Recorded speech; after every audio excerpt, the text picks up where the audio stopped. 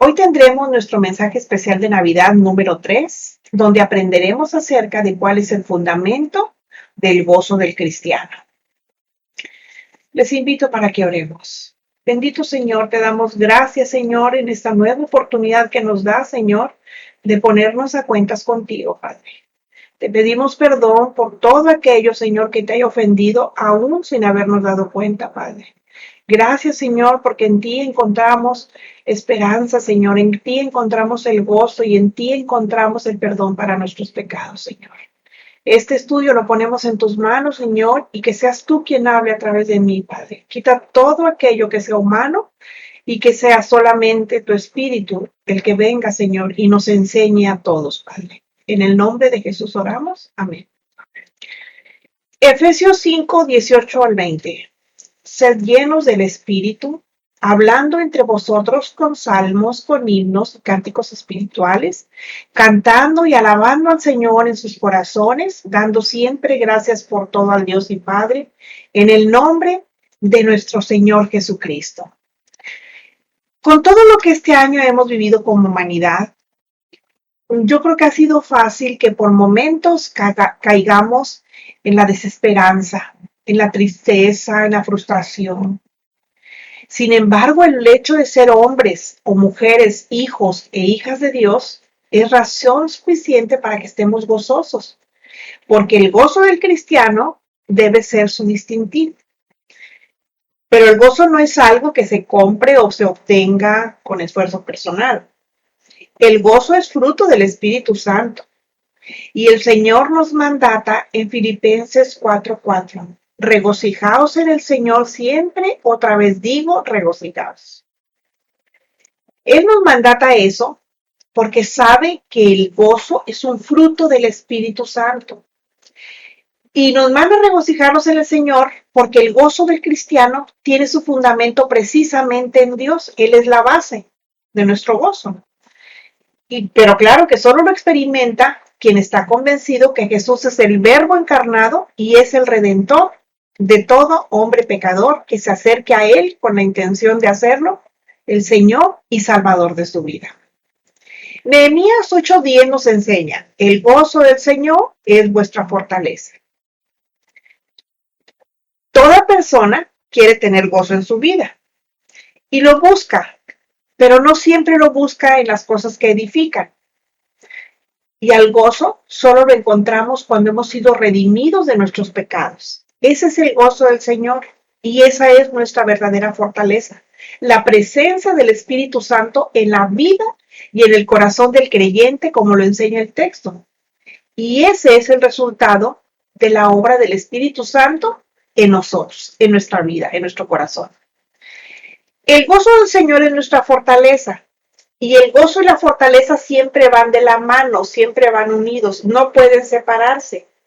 Porque lo que Dios desea es que seamos fortalecidos precisamente en su gozo.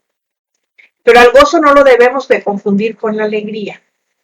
Porque la alegría es una emoción pasajera. Esa se motiva por las circunstancias. Si obtengo algo que yo quiero, pues estoy alegre. Pero al rato que ya juguetito nuevo, ¿dónde te pondré? O algo así dice un dicho, ¿verdad? Bueno, entonces, nos fastidiamos de aquello y la felicidad se nos esfuma, como por arte de magia. Entonces, el gozo es muy diferente a la alegría. La alegría depende de las circunstancias, depende de cosas pasajeras, y el gozo no. El gozo debe de ser permanente. Ese es nuestro sello. Dice la palabra que debe ser nuestro distintivo. Bueno. ¿Por qué? Porque el gozo del Señor no es una emoción que viene dependiendo de. No, el gozo del Señor es el resultado de la presencia del Espíritu Santo en nuestras vidas. Ahora, ¿quién nos hace tener fortaleza? Bueno, pues el Espíritu Santo, aún en las circunstancias más difíciles de nuestra vida, en todas aquellas que nos arrastran al desconsuelo. Allí es donde se manifiesta el gozo. Pero dice el Salmo 94:19, dice: en la multitud de mis pensamientos dentro de mí, tus consolaciones alegraban mi alma. Esto es que Dios es nuestro consuelo. Él es nuestro sustento y es nuestro Señor. Por eso solo su presencia llena de gracia y bendiciones pueden consolar nuestras almas cansadas y derrotadas muchas veces. Este es el motivo para que lo busquemos y le entreguemos nuestros pecados, nuestras tristezas, nuestros dolores, nuestras frustraciones, todo aquello que nos inquieta, entregárselo a Él. Pedirle que alivie nuestra ansiedad, que restaure nuestro gozo y la confianza de nuestra salvación. Aunque claro, el gozo no es una experiencia más. El gozo brota de la felicidad que nos causa tener una relación personal con nuestro Padre eterno.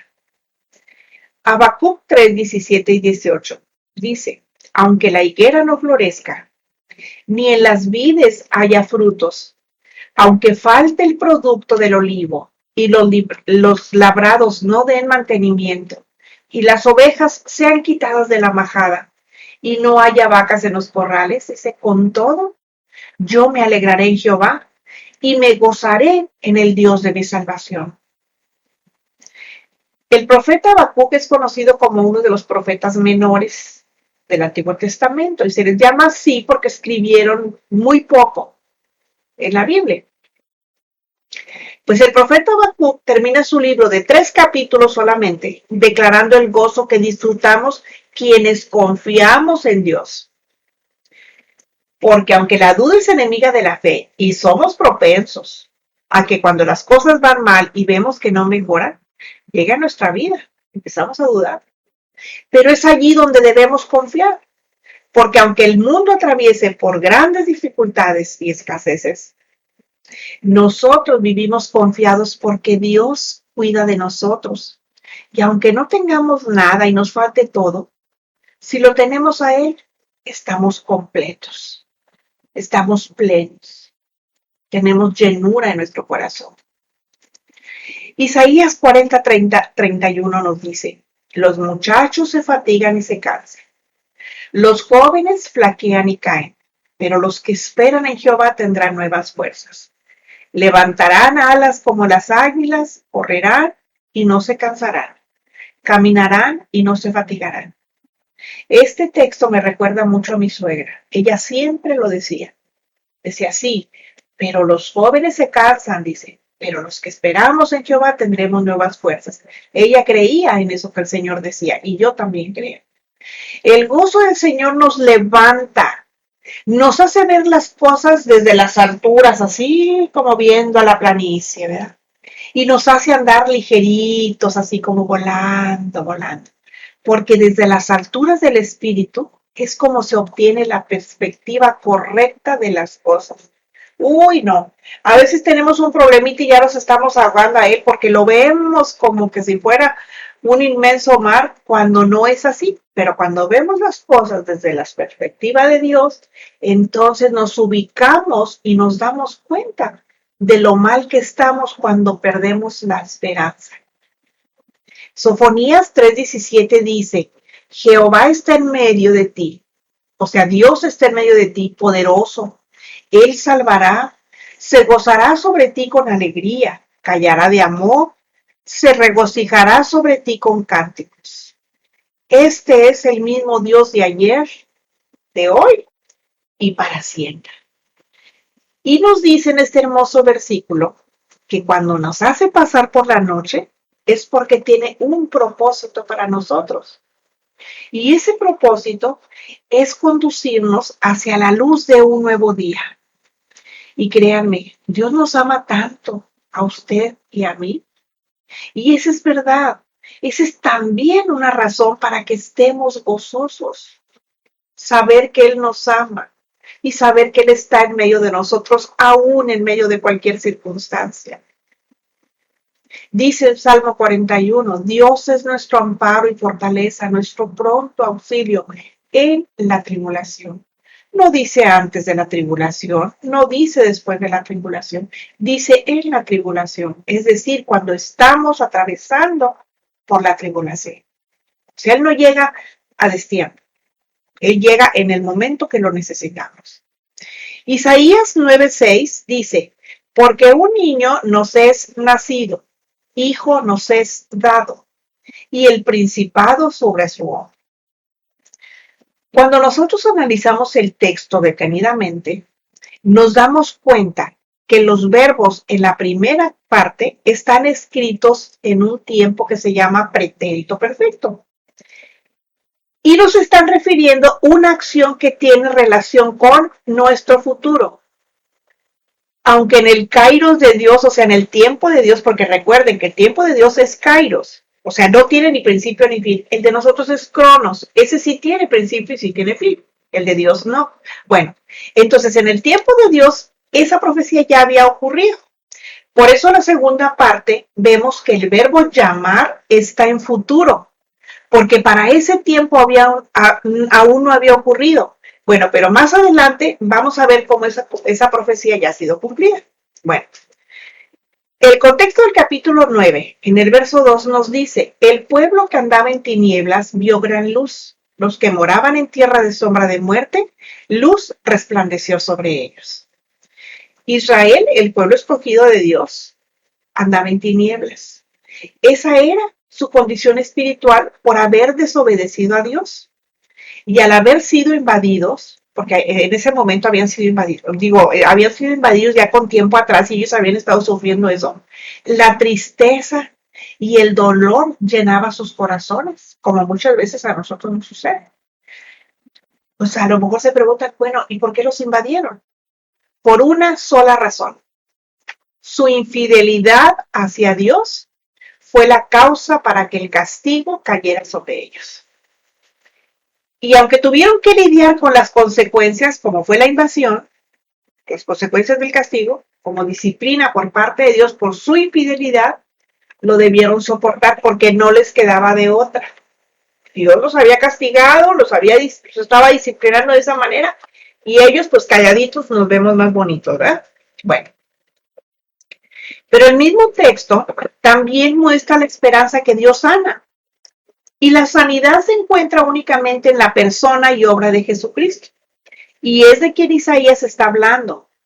Y lo podemos ver por el hecho de que Mateo cita este pasaje, el apóstol Mateo cita este pasaje y nos dice que su cumplimiento está en la venida de Jesús y su ministerio en Galilea. Y lo vamos a ver en Mateo 4, del 12 al 16. Dice, cuando Jesús oyó que Juan estaba preso, volvió a Galilea. Y dejando a Nazaret, vino y habitó en Capernaum, ciudad marítima en la región de Zabulón y de Neftalí, para que se cumpliese lo dicho por el profeta Isaías cuando dijo, tierra de Zabulón y tierra de Neftalí, camino del mar, al otro lado del Jordán, Galilea de los gentiles. El pueblo asentado en tinieblas vio gran luz, y a los asentados en la región de sombra de muerte, luz de resplandecer. Si el mundo quiere experimentar gozo, esa es la luz que necesita. Porque Jesús solo disipa las tinieblas. No importa lo densas que éstas sean. No importa todo lo oscura, lo negras que puedan ser. A nosotros los creyentes, Dios ya nos ha abierto los ojos, y me refiero a los ojos espirituales, porque los ojos, físicos, pues eso siempre los hemos tenido abiertos, pero los espirituales no. Y nos los abrió para que viéramos la luz verdadera. Y además nos recuerda que nosotros no somos sabios y que en esta vida necesitamos que alguien nos guíe. Ese alguien es Jesús. Antes de la caída, Adán y Eva dependían de la voz de Dios para poder guiar sus vidas, ¿verdad? Si ellos necesitaban una guía, pues imagínense nosotros.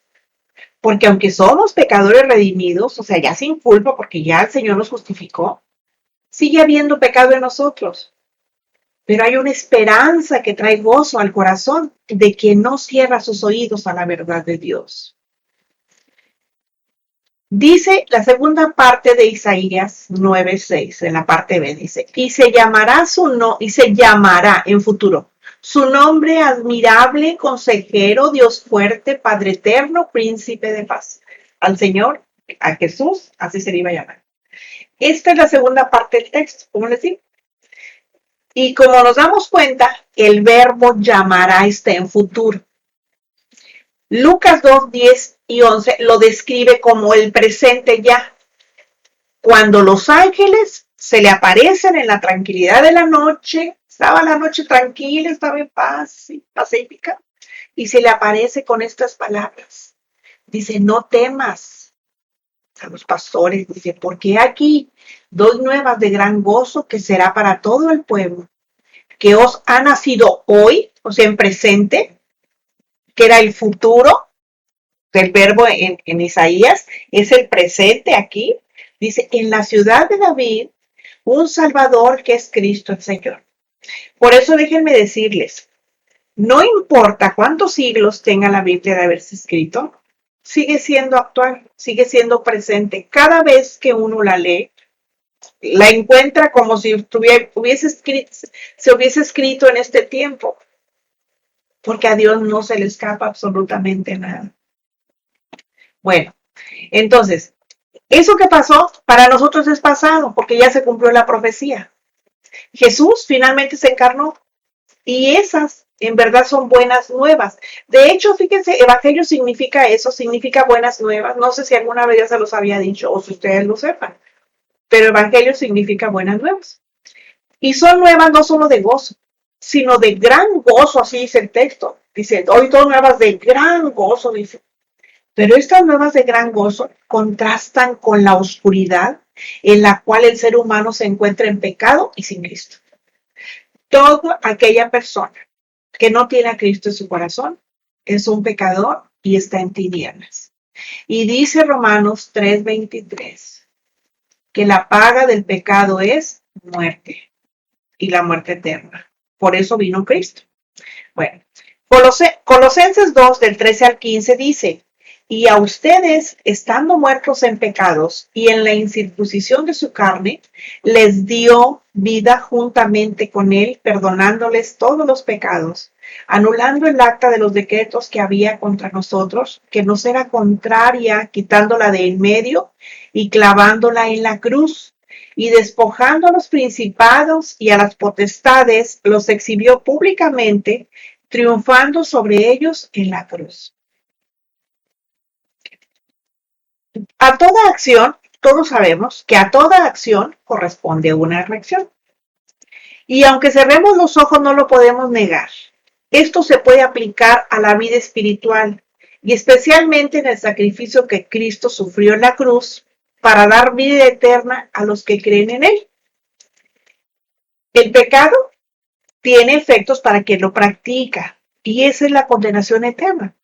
Pero la muerte de Cristo trae vida eterna a quien él crea y eso es motivo de gran gozo. No solo para el creyente que ya creyó, sino para el que va a creer o para el que en este momento esté creyendo. Esa es una nueva de gran gozo. Sigue diciendo el texto, y a ustedes, estando muertos en pecados y en la incircuncisión de vuestra carne, les dio vida juntamente con él, perdonándoles todos los pecados. Dios creó al hombre perfecto. Sin embargo, por causa de su desobediencia, el pecado entró a la humanidad. Y en este versículo nos vuelve a mostrar el cumplimiento de lo que es la acción-reacción. Y nos muestra los efectos del pecado diciendo, el pecado entró en el mundo y la muerte pasó a todos los hombres. Es decir, aquí la acción es el pecado, la reacción o la consecuencia es la muerte, pero no solamente física, sino espiritual también. Si la persona no tiene a Cristo como Salvador, estará en la oscuridad, estará en tinieblas. Sobre todo cuando deba de tomar decisiones, porque no va a saber cómo decidir. Miren, decidir entre lo bueno y lo malo es fácil, pero decidir entre lo bueno y lo mejor, allí sí se necesitará sabiduría de lo alto. Es decir, habrá momentos en los cuales no sabrá cómo reaccionar ante los problemas de la vida. Podrá estar rodeado de personas y aún así puede llegar a sentirse abandonada en este mundo, a sentirse solo. Y es triste, porque no sabe que Dios trabaja aún a través de sus circunstancias. ¿Con qué finalidad? Con la finalidad de atraerle hacia Él, porque Él no quiere que nadie se pierda, Él quiere que todos procedamos al arrepentimiento. Y en el Salmo 39 dice, no seas como el caballo o como el mulo sin entendimiento, que tiene que ser sujetado con cabestro y freno, porque si no, no se acercan a ti. Nosotros no tenemos que esperar a tener problemas graves, a que alguien se nos esté muriendo, a que no tengamos dónde vivir, a que nos corran del trabajo. No tenemos que esperar a eso para acercarnos a Dios. Dios está llamándonos. Él está con los brazos abiertos diciendo, ven, ven a mí, yo te recibo. Pero tenemos que tomar la decisión de ir nosotros. Él no va a venir porque los perdidos somos los hombres, no él no está perdido. Y tampoco de que, yo voy a aceptar a Cristo, Él no hizo nada para que nosotros lo aceptáramos. Le vamos a recibir como nuestro Señor y Salvador, no a aceptar. Nosotros somos los aceptos para Él, no Él para nosotros. Y no se nos olvide que Él no nos necesita. Nosotros somos quienes le necesitamos a Él. Por eso tenemos que acercarnos, por eso tenemos que ir a Él. Por eso no debemos de cerrar nuestros oídos a su voz. Cuando Él nos llame, acudir. Miren, la puerta se está cerrando. Todo esto que está pasando, ya les he dicho, y a veces me da pena estar insistiendo tanto en esto, pero es mi trabajo. Yo tengo que decirles, yo no les voy a decir a ustedes, todo va a mejorar, todo va a estar bien. Si tú no estás cerca de Dios, si tú no te acoges a la voluntad de Dios, tu vida no va a estar bien. Porque esto fue un paseo por Disneylandia. Vienen cosas peores. Créanme, vienen cosas peores. Y yo no estoy echándoles miedo. No es esa mi intención. Mi intención es hablar la palabra tal y como es. Nada más. Yo no voy a decirles mentiras. ¿Yo qué gano con decirles mentiras? No, yo no gano nada con eso. La persona sin Cristo desconoce que hay una buena noticia para quien cree en el Señor Jesucristo. Por eso el texto dice, anulando el acta de los decretos que había contra nosotros, que nos era contraria, quitándola del medio y clavándola en la cruz. El gozo que trae al corazón del creyente es saber que el primer efecto de la cruz es el perdón de todos nuestros pecados. Y cuando habla de acta de los decretos, es porque en los tiempos antiguos, cuando una persona delinquía, se le levantaba un acta, ¿verdad? Y ahí se registraba todo lo que la persona había hecho. Y eso era usado para su condena. Pues de esa misma manera, cada uno de nuestros pecados es registrado delante de Dios con el fin de juzgarnos de acuerdo a ellos. O sea, cada uno de nuestros pecados va a quedar registrado para juzgarnos de acuerdo a ellos. Y dice Apocalipsis 20, del 12 al 15, el versículo 12, y el versículo 15. El 12 dice, y vi a los muertos grandes y pequeños de pie ante Dios. Y los libros fueron abiertos, y otro libro fue abierto, el cual es el libro de la vida. Y fueron juzgados los muertos por las cosas que estaban, ¿qué? Escritas en los libros. Las cosas que estaban, ¿qué? Escritas en los libros, según sus obras, según sus hechos. Y el 15 dice, y el que no se halló inscrito en el libro de la vida fue lanzado al lago de fuego. Nosotros tenemos que estar inscritos en el libro de la vida, pero para eso tenemos que recibir a Cristo como nuestro Señor y Salvador. Eso es lo que tenemos que hacer para estar inscritos en el libro de la vida. Y nuestros pecados se van a borrar. El Señor los va a borrar. De hecho, dice que están tan lejanos que Él ya ni se acuerda, así como está lejos el oriente del occidente, así están nuestros pecados. Él ya los olvidó. Pero todos los días, como todos los días pecamos de una forma o de otra, pues tenemos que acudir al Señor, como dice Juan 1:9. ¿Qué dice? Si confesaos vuestros pecados, Él es justo y fiel para perdonar nuestros pecados y limpiarnos de toda maldad. Acuérdense que nosotros ya hemos sido lavados completamente, hemos sido limpiados completamente por la sangre de Cristo, porque esa es la función de la sangre, limpiarnos del pecado. Esa es la única función de la sangre. Nada de que yo voy a orar a la sangre de Cristo para esto y ora a la sangre de Cristo para... No, no, no, eso no dice la Biblia. La función de la sangre de Cristo es limpiarnos de todos nuestros pecados. Esa es la única función que tiene la sangre.